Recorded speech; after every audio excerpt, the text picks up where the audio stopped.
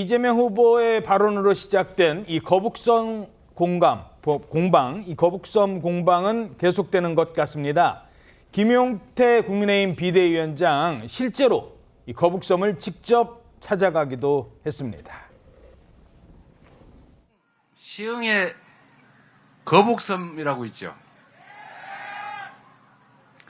거북섬에 그 웨이브파크라고 요새 장사 잘 되나 모르겠네요.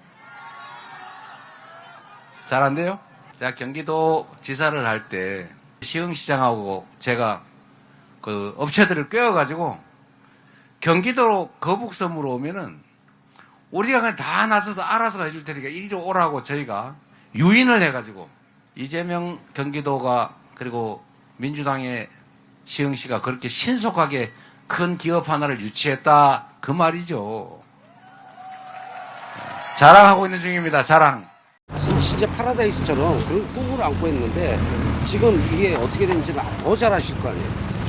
지금 현장에서 보니까 진짜 처참하네요. 공실도 근데 이재명 후보께서 거북섬을 방문하셔서 이 상가 주민분들 그리고 인근 시흥 시민분들의 눈물에 대해서 대책을 내놓으셔야 된다고 생각합니다.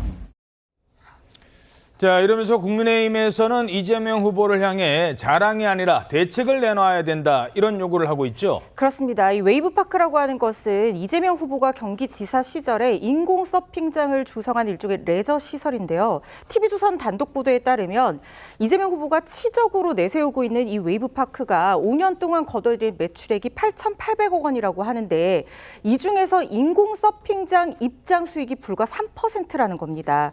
그렇다면 8천억에 이른 매출이 어떻게 나온 것이냐? 바로 용지 매출과 생활형 숙박시설 등의 분양을 통해서 거둬들인 거라는 거예요. 그러니까 처음에 이 상업시설을 분양할 때 거둬들인 수익인데 이걸 이용하는 사람들은 정작 없다는 얘기입니다.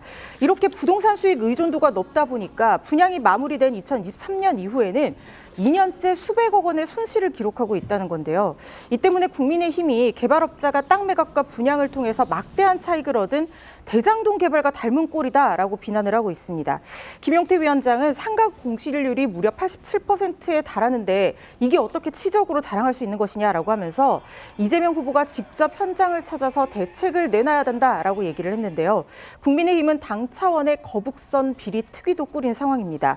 이 문제를 처음으로 제기한 이준석 후보도 TV토론에서 거북선 발언에 대해서 물어보겠다라고 하면서 공세를 예고했는데요. 오늘 밤 8시 마지막 대선 토론에서 이 얘기가 나올 가능성이 상당히 높아 보입니다. 자, 문제가 커지자 민주당에서는 이렇게 반박하고 나섰습니다. 이재명 후보가 유세 당시 언급한 것은 거북섬의 일부 시설인 웨이브파크에 대한 내용입니다. 현재 거북섬 인근 상권의 공실 문제는 웨이브파크 개장 후에 벌어진 코로나19라는 전 세계적 위기와 윤석열 정권 들어 최근 3년간 유례없는 경기 침체 등 구조적 어려움이 맞물린 결과입니다. 자, 이러면서 거북선 사업이 시작된 게 박근혜 전 대통령 때다 이런 주장을 하고 있다고요? 네, 그렇습니다. 민주당은요, 거북섬 사업이 국가마리나 항만 사업으로 지정된 게 2015년 새누리당 박근혜 대통령과 남경필 지사가 경기도를 책임지던 시절이다라고 말을 하면서 이재명 후보는 거북섬에 관한 그 관광 유인이 없는 상황을 타파하기 위해서 웨이브파크를 유치했고 이를 유세에서 언급한 것이다라고 선을 그었습니다.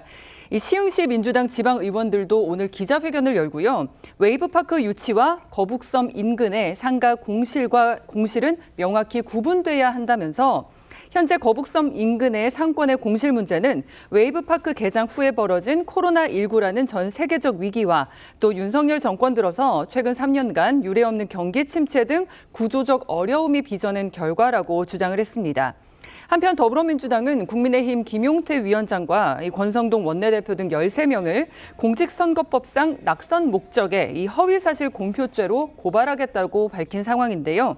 이재명 민주당 대선 후보가 경기지사 재임 시절에 거북섬 조성을 기획했고 이를 자신의 치적으로 자랑했다는 취지로 이 허위사실을 적시했다라는 이야기입니다.